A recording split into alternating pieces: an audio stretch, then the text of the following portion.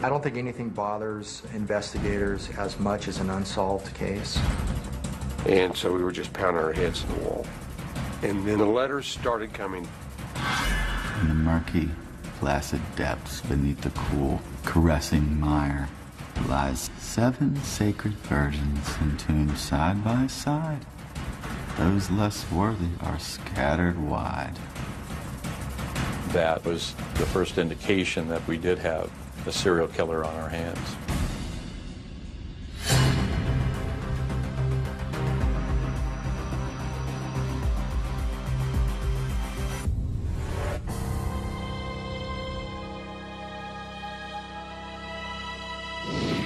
It's right around here, somewhere.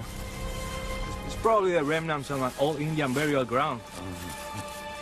In a mountainous ravine high above Colorado Springs, a state trooper follows up on a report by a homeless man.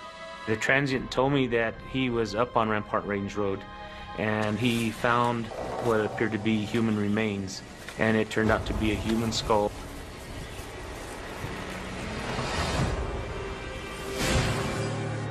Dental records prove the skull is the remains of 13-year-old Heather Church.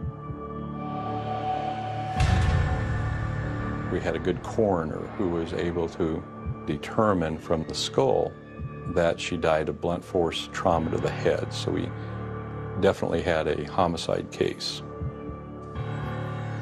For 2 long years, investigators from the El Paso County Sheriff's Office could not solve the mystery of what happened to Heather.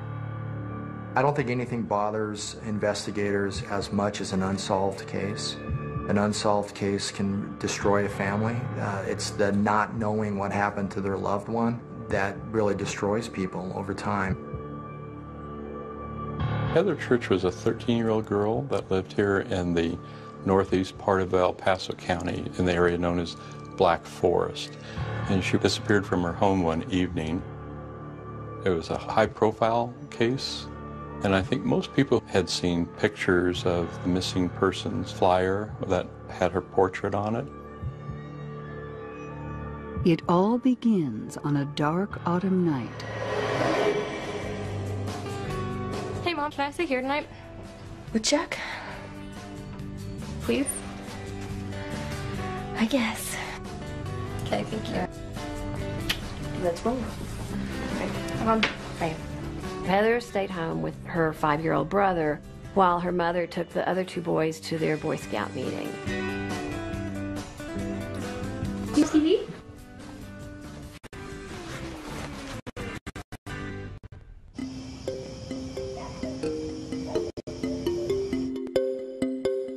Diane called home about 8 o'clock that evening to talk to Heather and see if everything was okay. Hello? Hey, it's me. Hey. What's going on? We're just watching TV. It's really funny. So you good? Yes. Okay, we should be home in like 30 minutes. Okay. Love you. Love you too. Bye. Bye.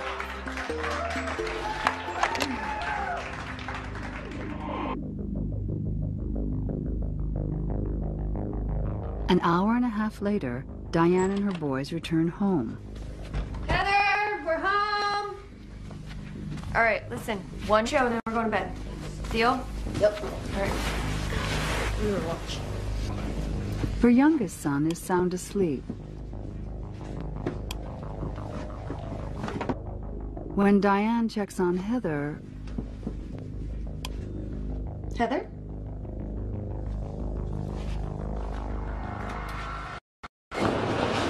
The bed is empty. All right. Find her right now.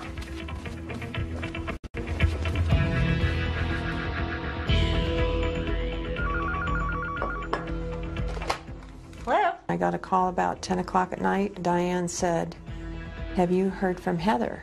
And I said, "No." And she says, "I can't find her." And I said, "What do you mean you can't find her?" Heather's gone. How can Heather be gone? You're sure she didn't go someplace? It was just not reasonable for Heather not to be there. And Diane had panic in her voice. Be there just a minute, all right? Heather's missing. Heather's missing. Diane needs us to come and look for her. How long has she been missing? I don't know. She said like...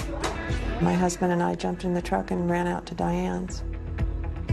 Diane also calls Heather's father.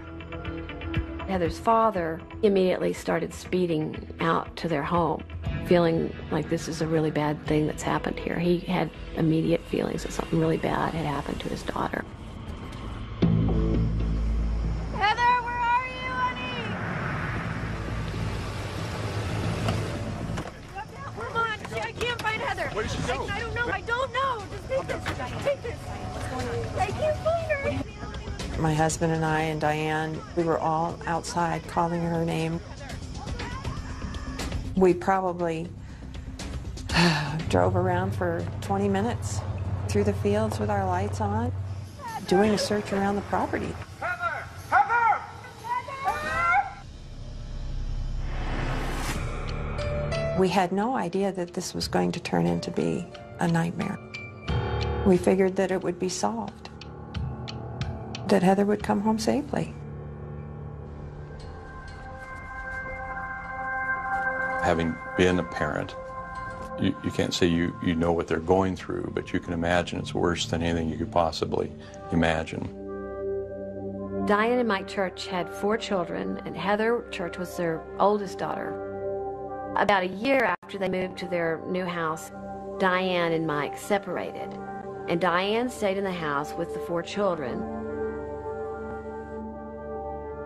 In the early part of the investigation, there was a lot of speculation that maybe she was a runaway, maybe she was alive someplace. The morning after Heather disappears, the search and rescue teams arrive about dawn, and they fan out across the prairie, and then they also start canvassing the neighborhood.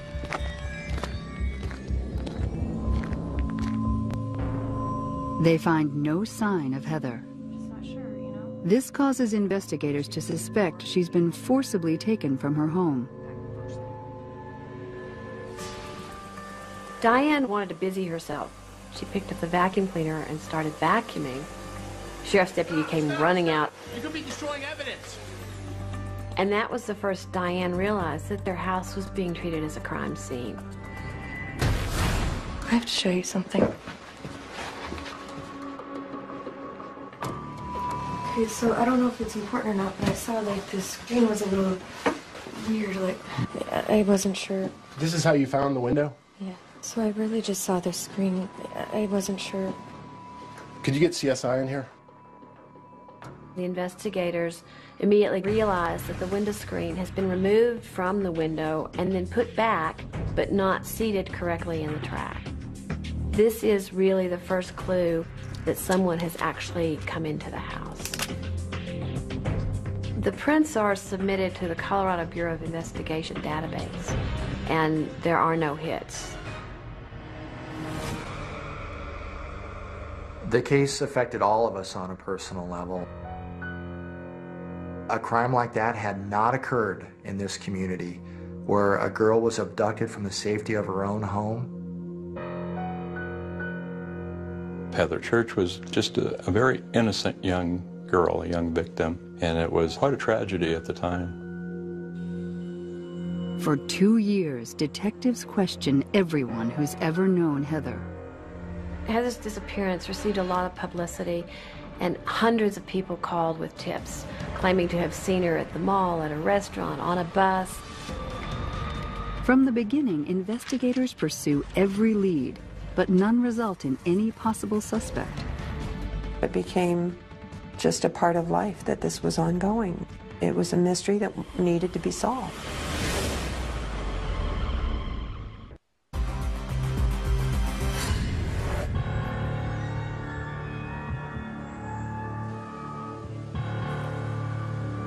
The discovery of Heather Church's skull 2 years after her mysterious disappearance devastates Heather's mother, Diane.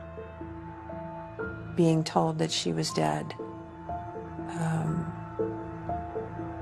set it in stone in such a way that then it really hurt.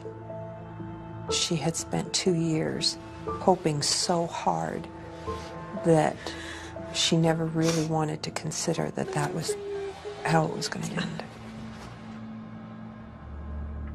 The finding of Heather's skull confirms she met a violent fate, but no new leads surface.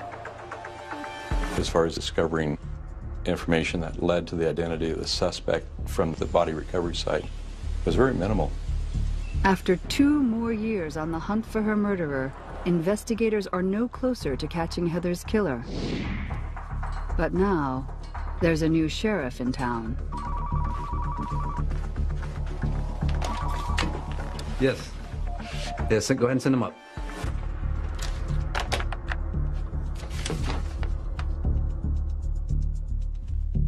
Hey, Lou. Hey, it's good how to you see you been? again. I've been All good. right. How's the family? Good. How about you? Have a seat. Have a seat. I'm really glad that you could come and join me on this case.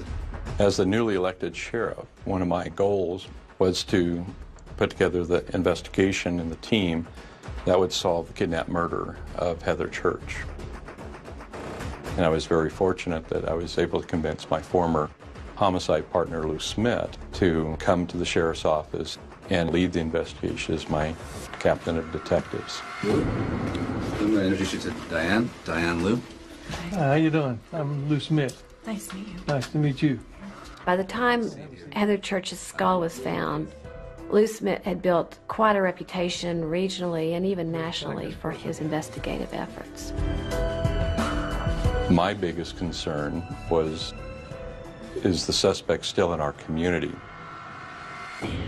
It was a case that I think all of us wanted to see solved. The one very critical piece of physical evidence was the latent fingerprint.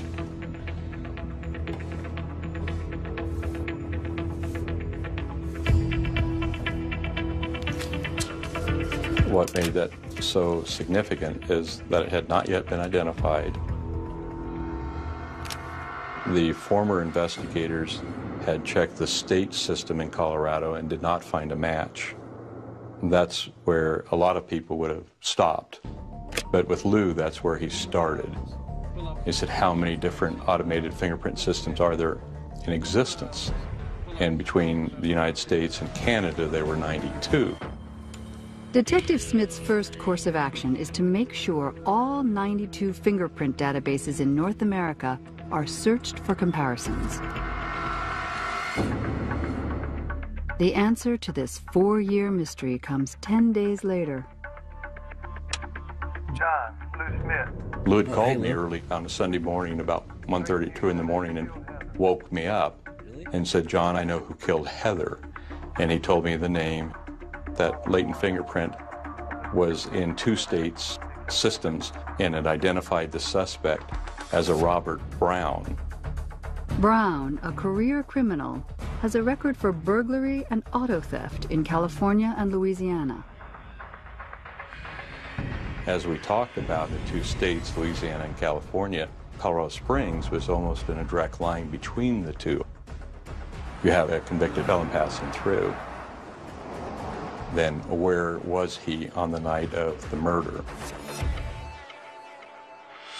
To answer their new questions, investigators don't have to look very far. Robert Browne lives just a half a mile from the Church home. He was, in effect, Heather's closest neighbor. You could literally stand at Robert Browne's home and see, line of sight, the Church home, to include the driveway where the mother's car would have parked.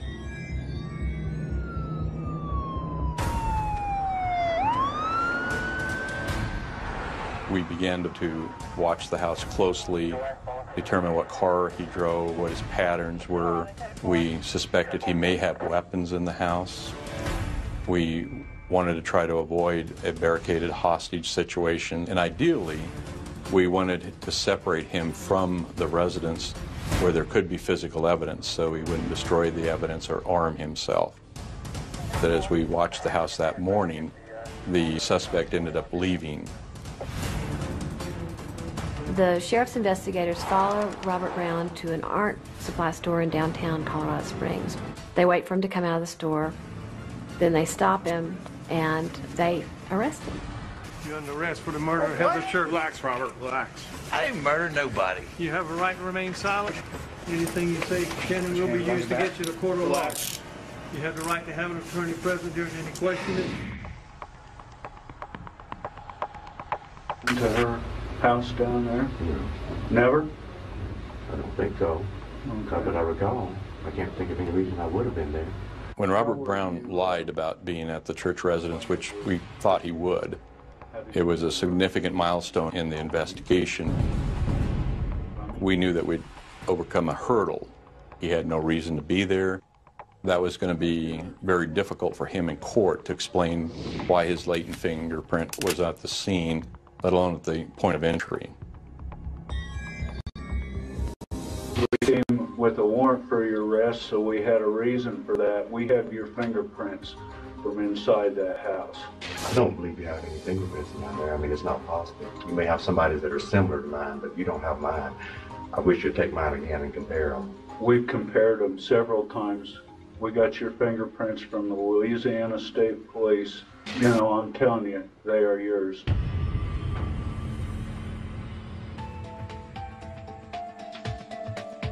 Silver bracelet. Some of it looks real, some looks like costume. As investigators are questioning Browne at the sheriff's office, detectives are searching his trailer. They find a lot of guns, pornographic videos, children's clothing. We found a substantial amount of stolen property. We later found most of it taken from homes in the Black Forest area. The evidence suggests Browne has been burglarizing his neighbors' homes for some time, but nothing to imply he had a motive for murder. Next, we began devising our investigative approach to go to court. Part of that was to look for other indications of bad acts or related acts that we might be able to bring forward in the prosecution.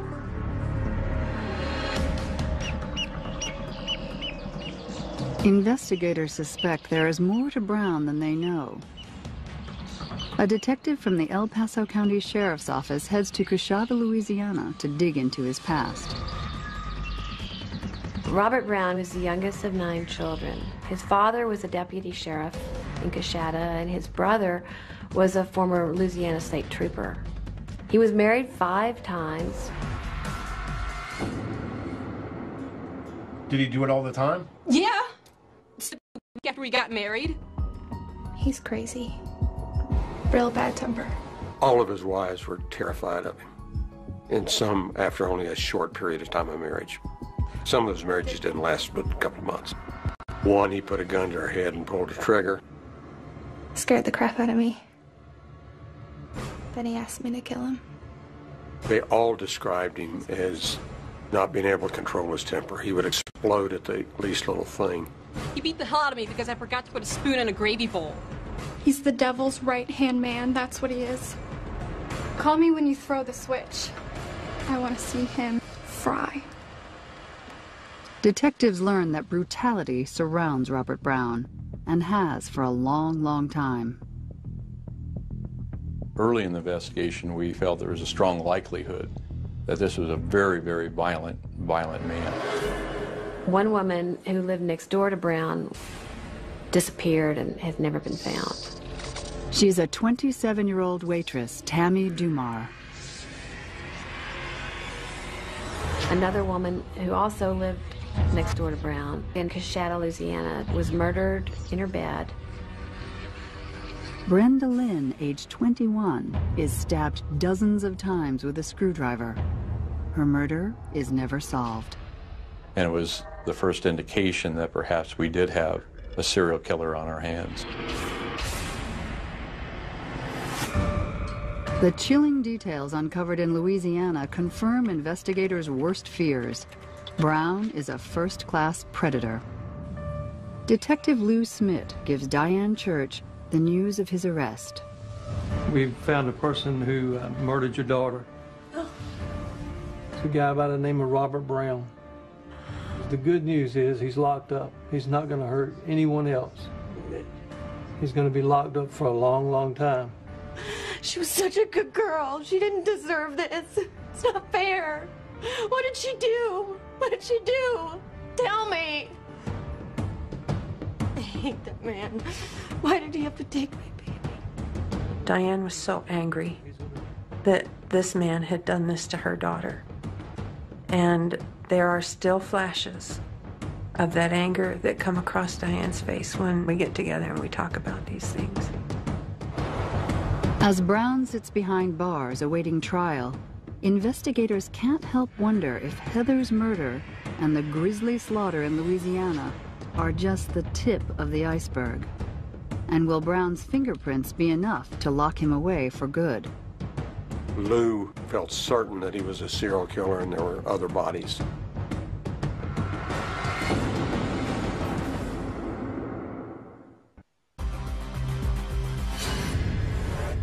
He beat the hell out of me because I forgot to put a spoon in a gravy bowl. That man put a gun to my head, pulled the trigger. He's the devil's right-hand man. I want to see him fry. Fry.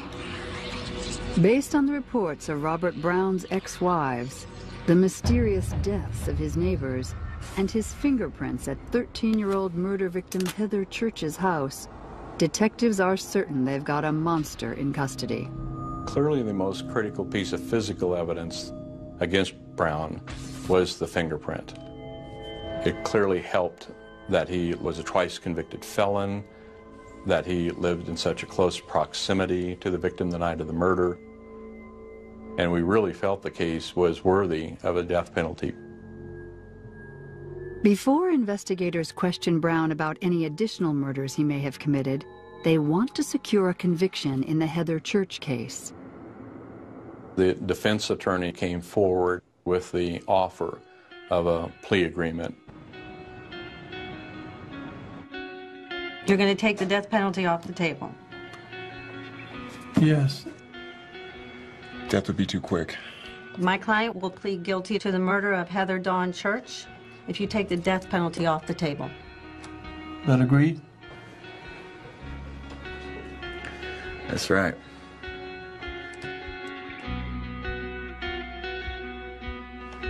I don't believe in the death penalty, but I want him to rot. I want him to pay for what he did to my baby girl. Heather's parents were not in favor of a death penalty. So having that offer in hand with the parents strongly encouraging us to accept it, we decided to do that. Can you make that happen? We will do our best. So we agreed. Thank you. Thank you both. You're welcome. Browne was sentenced to life in prison without the possibility of parole.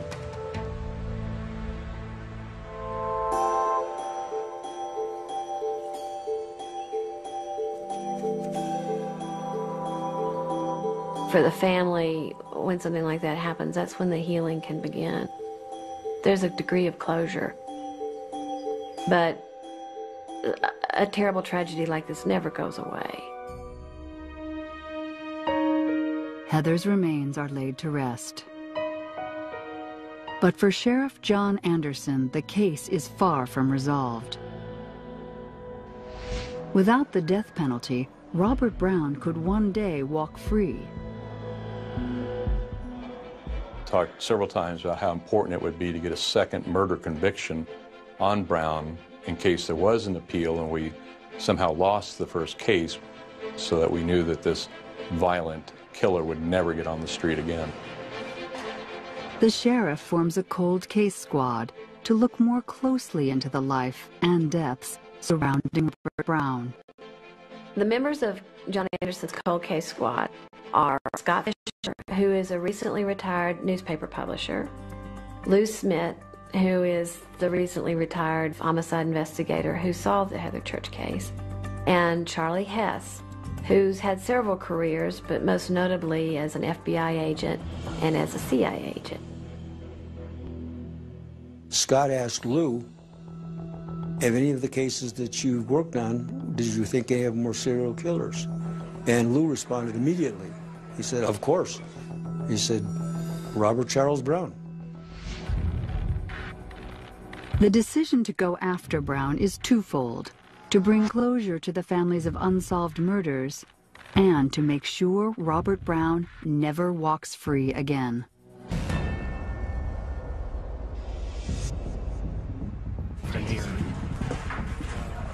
something you think we can work with?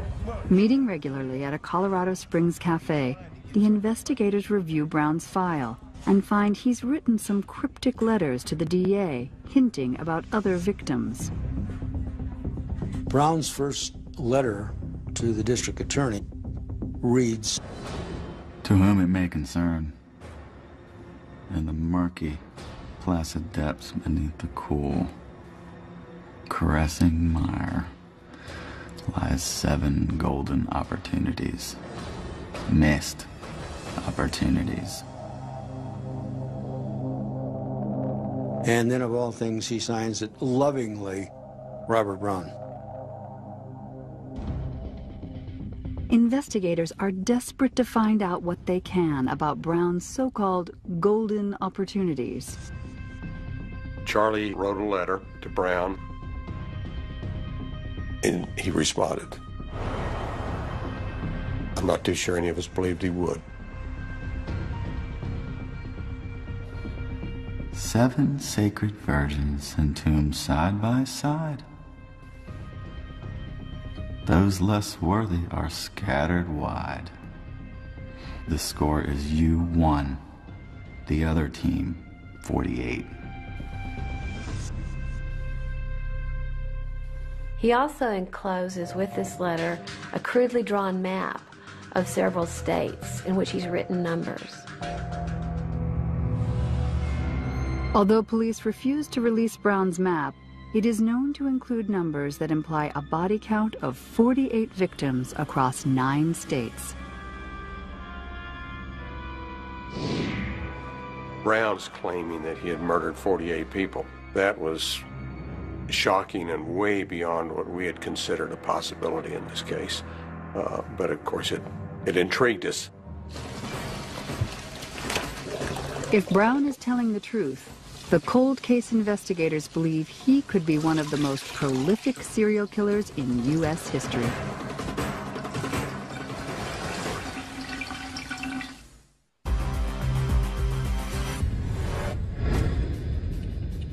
From his jail cell, convicted murderer Robert Browne sends cryptic letters to Colorado's El Paso County District Attorney.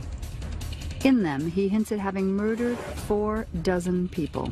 The investigators didn't know whether Browne was just playing with them or whether he really had information to divulge. I need to really get inside his head. When the letters started coming from Browne, it was a period of excitement. Browne writes a letter to cold case investigators inviting them on a hypothetical death tour. In the case of one woman, he says only the name of a town. He says Flatonia, Ice Pick, and Ether. Sure enough, there's been a woman killed and dumped outside of Flatonia. He tells them in another case, a body in pieces near Houston. They find out, yes, a woman who'd been cut up and pieces of her body are dumped. Browne eventually confesses to killing his neighbor and stabbing her to death in Louisiana, his hometown. And he claims to kill a young teenager. One of the haunting things is that he claims he strangled her. Many of the bodies we could not tie to him, but probably 25, 26, 27 he gave us some detail on. And at least 9 we were sure in our own mind he did do. None of the cases have the physical evidence needed to convict Browne for the crimes. Even though he's locked up for life for Heather Church's murder, the cold case investigators want concrete evidence to tie Browne to another. This way, he will never be freed. Charlie knew how to get into someone's mind, make them relax, and think of them as a long-lost friend. He was exceptional at doing that.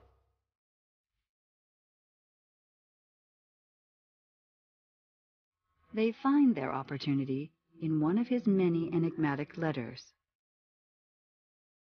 If you were to drive to the end zone in a white Grand Am, the score could be 9-48. That would complete your home court sphere. Sincerely, Robert Browne. P.S. December or January 1987 or 1988. White Grand Am, Colorado Springs. The Grand Am is a specific lead the investigators can follow.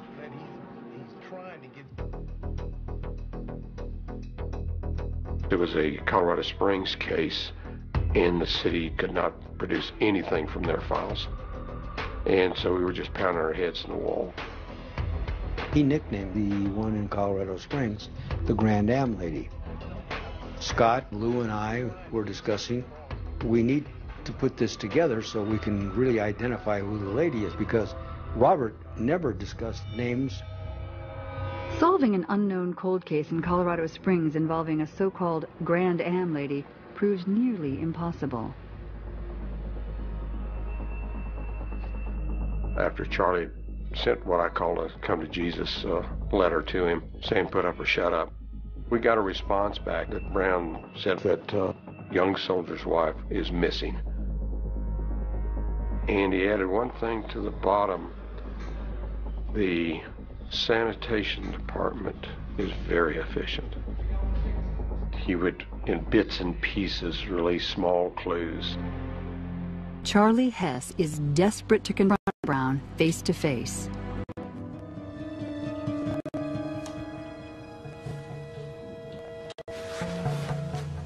Do you know who I am? I'm the guy you've been writing to all this time. It's nice to meet you. Usually people come in here I want to meet them. You know, a lot of people think I'm kind of crazy for coming in to talking to you, but I think you're pretty interesting. I know what you want. Would you mind if I asked you some questions about some of the things you mentioned in your letters? On this visit, Browne does not answer Charlie's questions.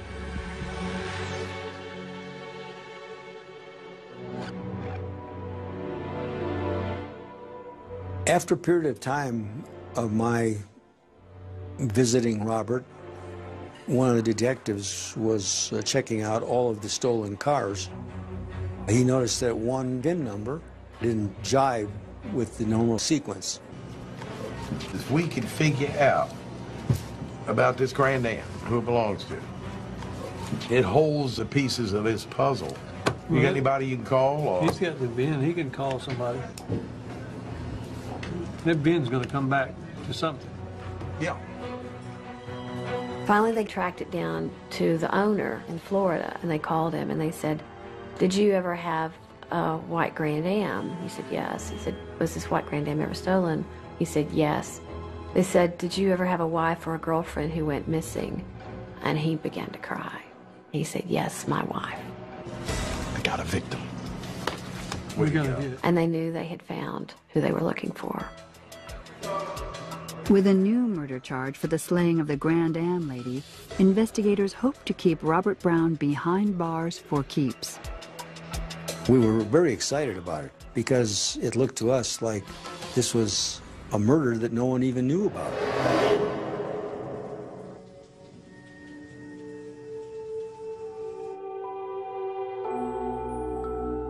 The Grand Am Lady was a young mother. She was only 15 years old, a very pretty Latina girl.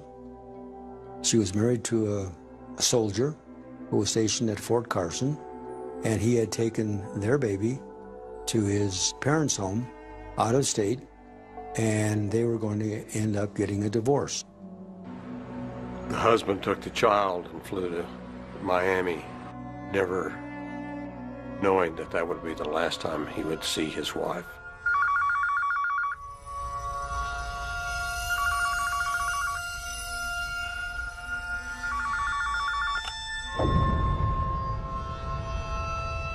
He called her once and was able to speak to her.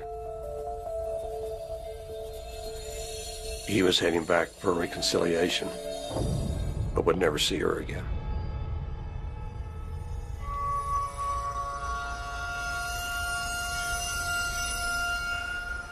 She was supposed to pick him up at the airport and didn't show. When he got back to their apartment,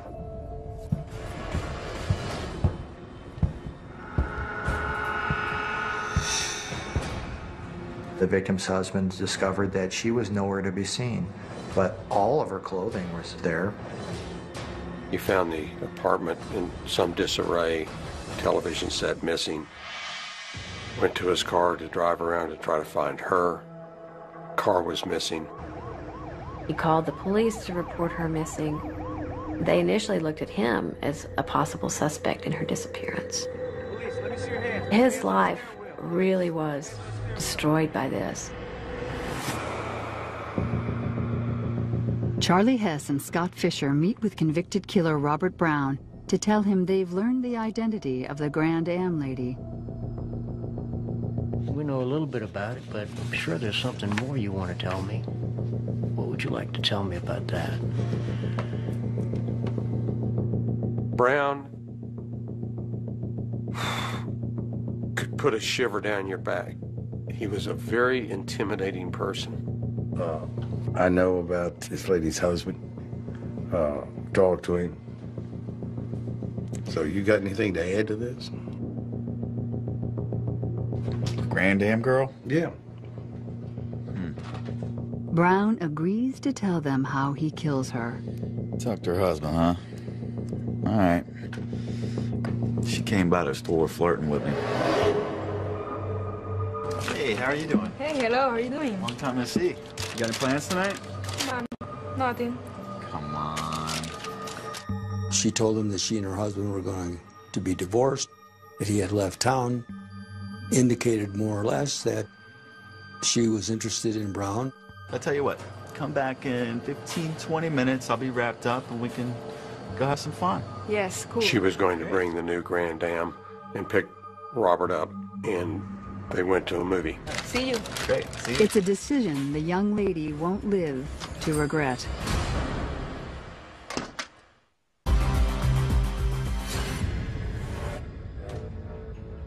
The 1991 murder of Heather Church has put Colorado cold case investigators on the trail of Robert Browne, possibly America's worst serial killer.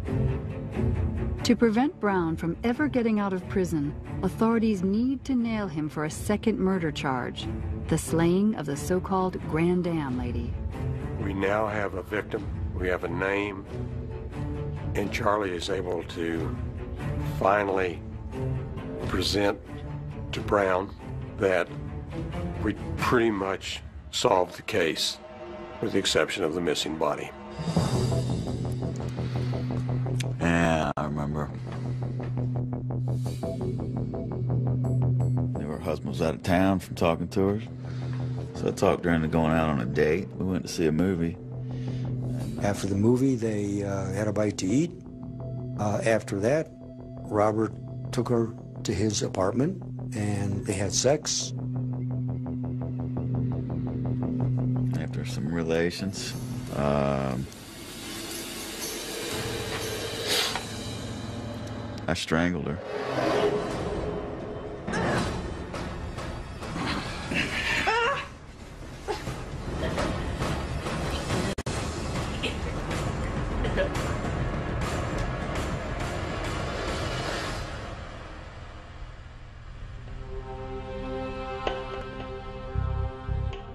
She was in his apartment dead all night that first night, and he went to bed just like it was an ordinary evening. Let's see. Next morning, I dragged her over to the bathtub, cut her up, and put her in some little bags, carried her out to the dumpster, and well, that sanitation department's pretty dependable. He knew that the garbage truck was coming the next day to empty the dumpster. Obviously, she ended up in a dump somewhere. After Robert had killed her, he continued to use that Grand Am for several days himself. I knew when he'd be back, so I drove the car around a couple days. So I parked the car where I knew he'd find it. The husband sees his Grand Am. He goes to the convenience store where Robert Browne is working to use the payphone to call the police to report that he's found his stolen car. It's a Grand Am. It's a white Grand Am. It's right around the corner from the apartment building. Little does he know that the man who murdered his wife is standing behind the counter. Correct. I heard him call you guys all hysterical, talking about he found the car. What else happened after that? That's it. Robert Browne was providing details that only a killer would know. He couldn't possibly be making up the details regarding our victim in Colorado Springs. So yes, we were convinced that he was telling the truth, and it was terrifying. Now investigators have enough to ensure Browne will never get out of prison. When Browne looked Charlie in the eye and said, "Let me out of prison, I'll probably kill somebody within 2 weeks," I think he's still capable of it, and I have no doubt he'd do it. On July 27, 2006, Robert Browne pleads guilty to the murder of the Grand Am lady. Outside the courthouse, the victim's husband reunites with his daughter. For 18 years, the daughter had believed that her father had murdered her mother. It was a very emotional time because those two made the 4 or 5 years we invested in this case very worthwhile.